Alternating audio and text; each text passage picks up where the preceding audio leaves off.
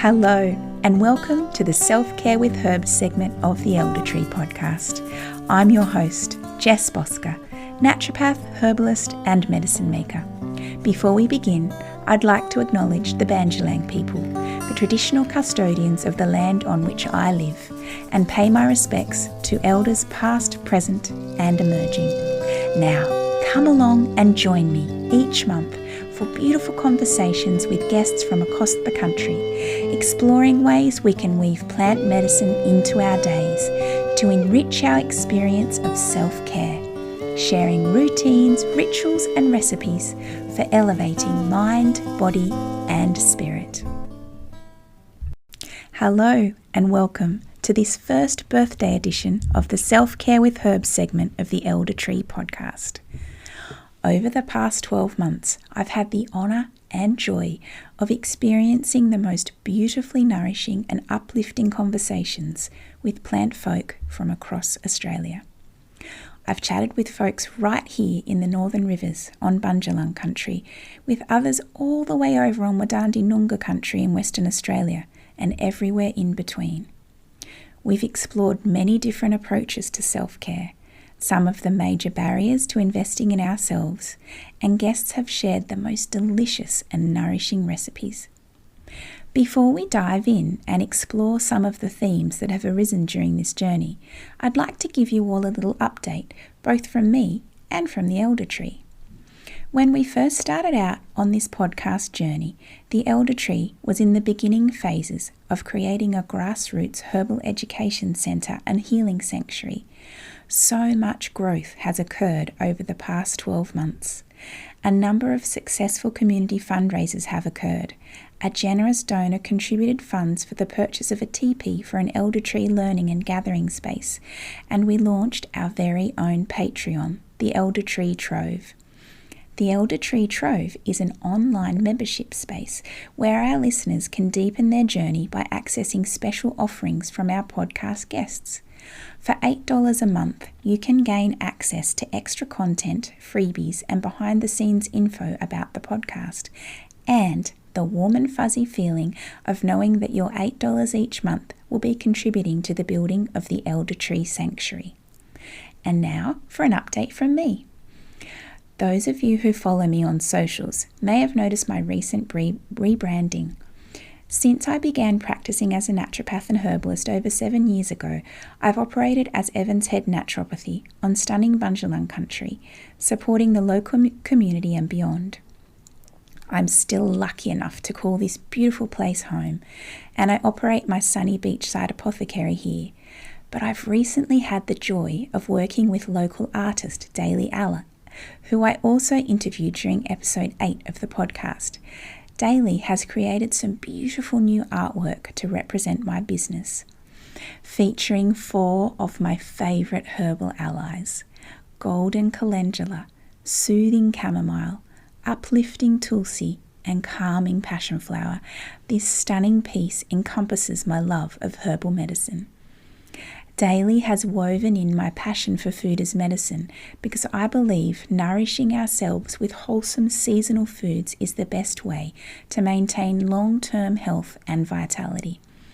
This beautiful artwork showcases my passion for medicine making because I believe connecting with plants can only deepen our healing. My new logo represents me as Jess, naturopath, herbalist, medicine maker. As the new name suggests, my offerings have expanded. As well as supporting clients across the country via online consultations and locally in my sunny beachside apothecary, I now offer workshops alongside my naturopath friend Di Steele. Our current offering, an introduction to herbal infused oils and herbal balms, gently guides you through all you'll need to confidently create gorgeous herbal oils and balms at home. Be on the lookout for the release for our next dates in late October. I've also loved deepening my connection to the herbs this year through growing, harvesting, and making herbal medicines. I've released small batches of my homegrown handcrafted skullcap tincture, and the feedback has been truly wonderful. Folks have been feeling more grounded, less reactive, sleeping more deeply, and letting go of busy thoughts. To access my handcrafted herbal medicine, you can sign up to my newsletter for future release dates. Now, let's dive in to the year that was on the Self-Care with Herbs segment of the Elder Tree podcast. While putting this episode together, it was a true joy to review all of the past episodes and dive back into all the juicy wisdom shared. There were lots of common themes throughout the conversations we shared. Many of my guests spoke about cycles and rhythms and how tying our self-care in with the changes we witness in ourselves and in the world around us can really deepen our practice. My very first guest on episode 8 of the podcast was Daly Ella, an artist, printmaker, illustrator and textile designer whose work is heavily influenced by her deep connection with the land upon which she lives and the plants around her. Since our chat, Daly has released her stunning new Art to Wear collection with her business partner Clary. Check the show notes for how to get your hands on one of their beautiful pieces.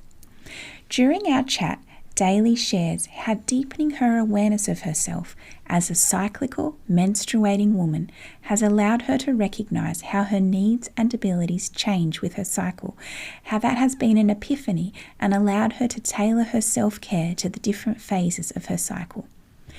Have you ever noticed how during your spring phase, just before ovulation, you might feel more motivated, outgoing, and social? Your self-care during this phase might look like connecting with friends or enjoying a lovely bath scattered with fresh aromatic sensual herbs like tulsi, lavender, and rose.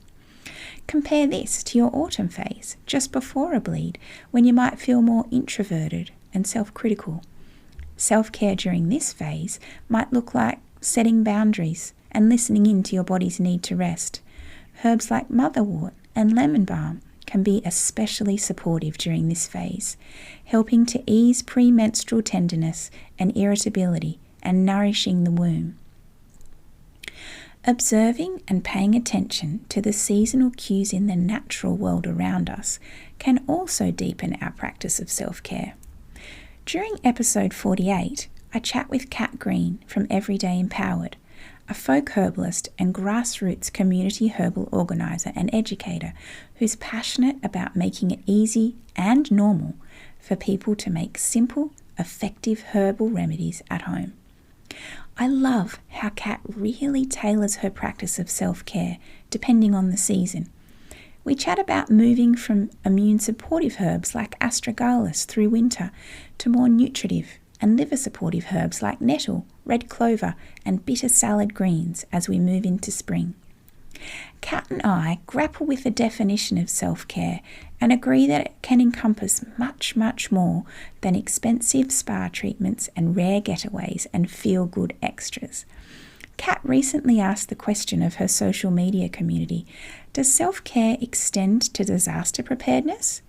Does feeling safe and prepared and empowered to face a disaster like a bushfire extend into our definition of self-care? I say yes, most definitely. What do you think?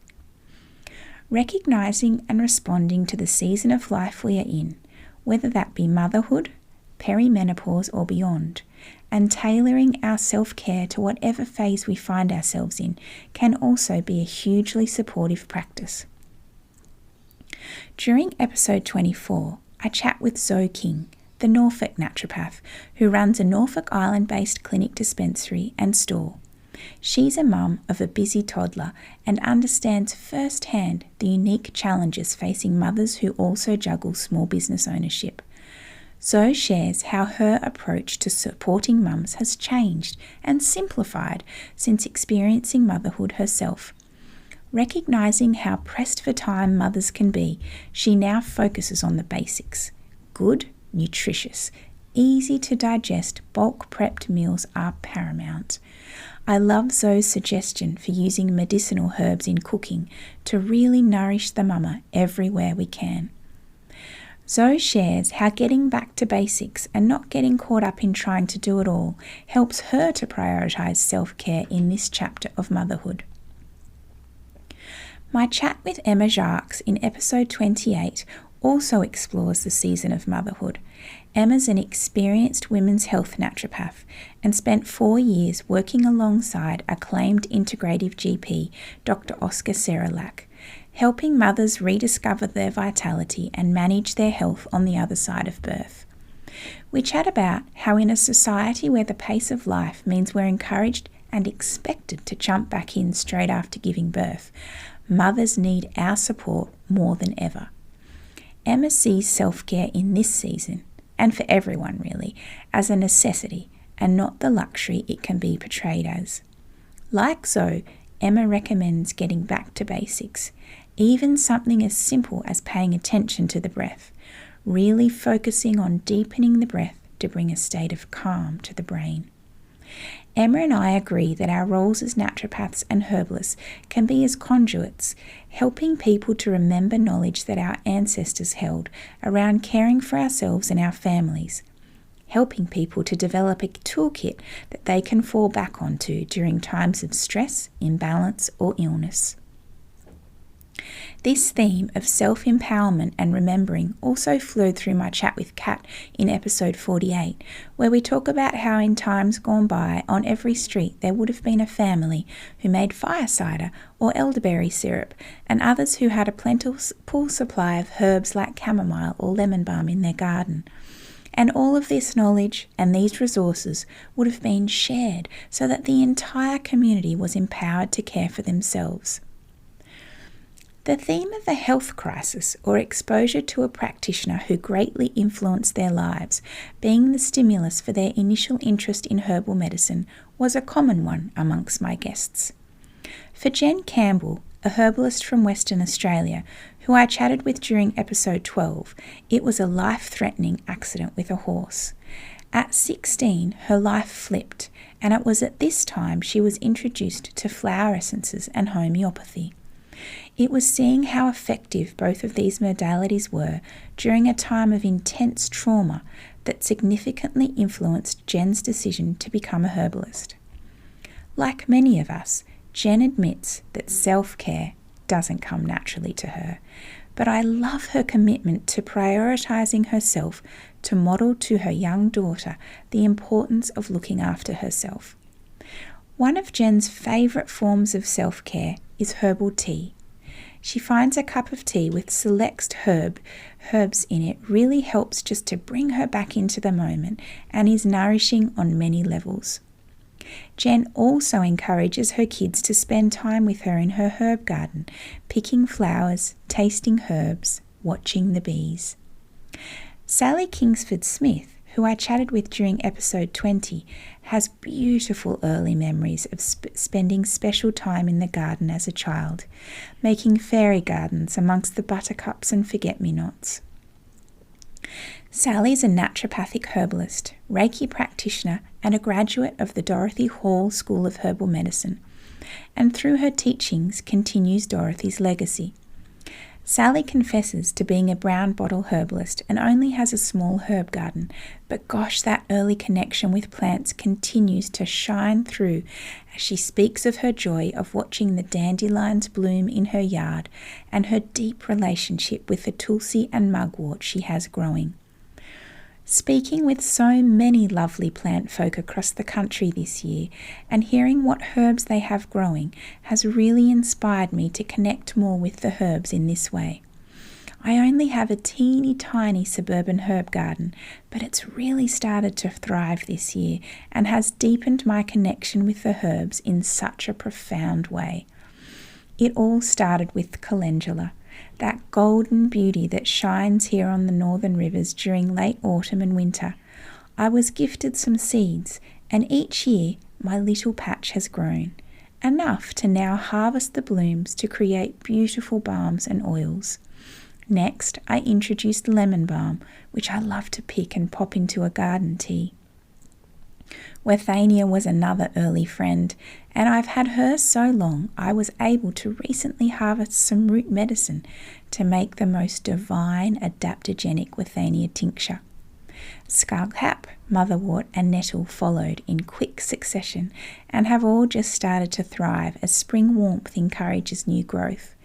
Lovely guests have gifted more seeds. tulsi from Sally, vervain and globe artichoke from Jen. My little herb patch is now one of my greatest joys, sitting and listening to the herbs, harvesting and making medicine, picking posies for garden tea. Caroline Parker, who I chatted with during episode 16, loves connecting with the herbs in this way too. Caroline's a herbalist, forager and soon-to-be author who, since we spoke, has been working on her book Baby to be released in 2024. Stay tuned. During our chat, I loved hearing some of her earliest fond memories, heading to the local nursery on weekends with her family and learning and picking out little herb seedlings to pop in pots or the garden, deepening her connection and learning as she started to use the plants she'd grown. Like Jen and many other of my guests, Caroline loves a good cuppa. Her Scottish and English roots mean tea drinking has been a daily ritual for as long as she can remember, and she sells her award-winning herbal teas through her business, The Cottage Herbalist.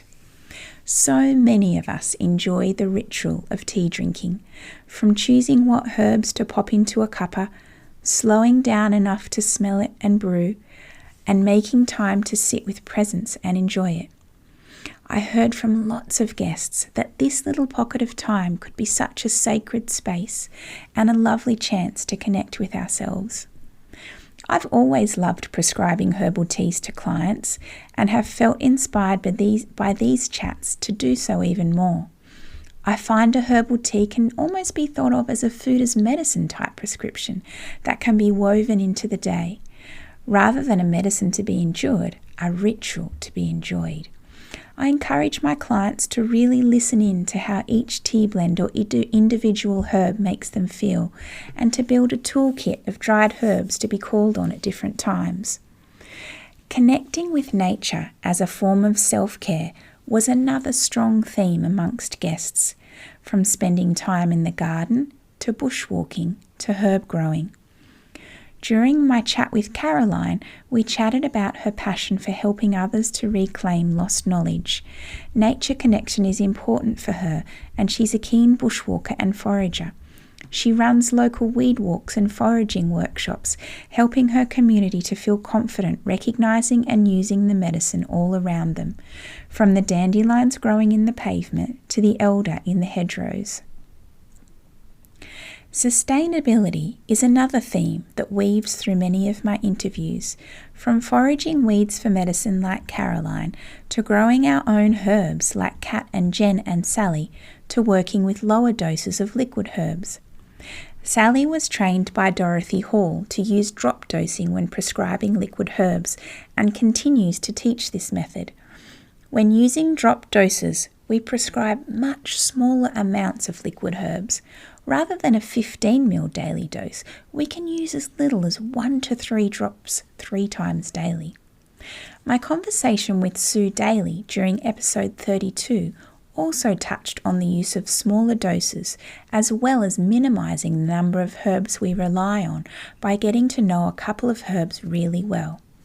Sue's a hugely experienced herbalist, and I loved chatting with her about some of the lesser-known actions of herbs like calendula, which can be a poster child for skin conditions, but actually has many lesser-known actions, including being a wonderful lymphatic herb. Sue's passionate about using herbs topically to enhance our experience of self-care, and during our chat she explained the process behind her new botanical-inspired skin range. Many other guests also spoke about the beautiful ritual of using herbs on our skin to nourish and nurture ourselves. During episode 36, Kristen Zanotti shared the most divine herbal body oil recipe, using herbs like rose and St. John's wort to create a luscious sensory experience. Kristen's an integrative naturopath with over 10 years' experience working alongside some of Australia's best integrative practitioners. My chat with Kristen is honest and at times raw, as she generously shares some of her tough times. Kristen speaks whimsically of times when she has been struggling and how the herbs held her hand and sang her a sweet song into a new part of herself, allowing her to be more in tune with the whispers from her body and mind, even in a society where we're encouraged to soldier on. This is one of the most common barriers that guests identified as getting in the way of regular self-care. The idea that we don't need to listen to the whispers or niggles from our bodies, but just put our heads down and keep going. It's almost an unlearning. We really have to go against all of the conditioning around us to start to pay attention to what our bodies might be telling us, and then to act on that. Most of my guests were able to identify what the common whispers were that their bodies gave when self-care was most needed, whether that be physical symptoms like headaches or muscular tension, or more emotional imbalances like feeling easily triggered or frazzled. But most admitted to regularly ignoring these whispers until they became the full-blown shouts of illness or debility. So, how do we help each other to start to take the time to listen in to our bodies and minds and put self-care above the so-called necessities of that ever-expanding to-do list? I think it partly comes back to relearning those old ways, reclaiming the skills of herb gardening, salve and syrup making, knowing the medicines growing around us, feeling empowered to care for ourselves and our families. It's much easier to respond to a niggle when the knowledge and resources are right there in our homes. Over the past 12 months, I've loved hearing about the different ways that folks weave plant medicines into their days, from the humble herbal cuppa to stunning herbal skincare, to growing and harvesting herbs, to the gentleness of energetic flower essences. My chat with Tara Luca during episode 40 starts with a story about flowers. One of Tara's earliest memories is of burying her nose in fragrant roses and gardenias and letting the aroma carry her away. Like many of my guests, Tara is passionate about sustainability, and this flows into her work as a flower and tea tree farmer and her life on an intentional community on beautiful Bundjalung country.